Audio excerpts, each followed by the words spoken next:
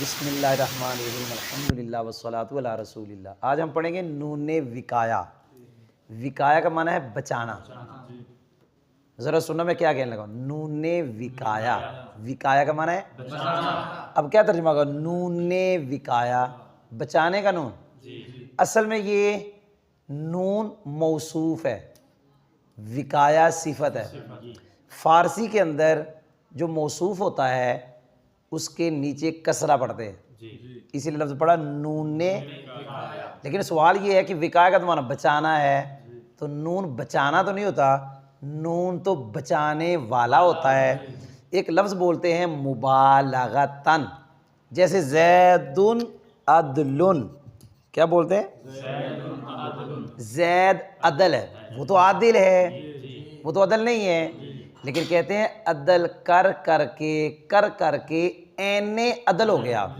بھائی جان نون وقایا، وقایا کا معنی ہے بچانا، لیکن وہ تو بچاتا ہے، وہ بچا بچا کے این وقایا ہو گیا۔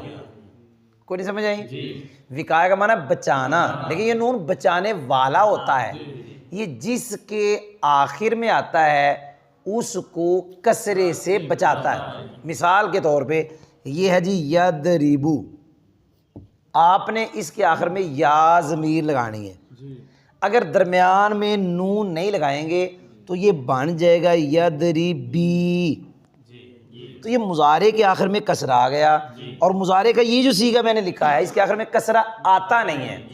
اب درمیان میں ہم لگائیں گے نون، کون سا نون؟ وقایا، ویسے معنی بچانا، اصل میں نون وقایا نہیں ہوتا، یہ نون ہوتا ہے بچانے والا۔ وہ اتنا بچاتا ہے کہ این وقایا ہو گیا، اصل میں یہ بچانے والا ہے۔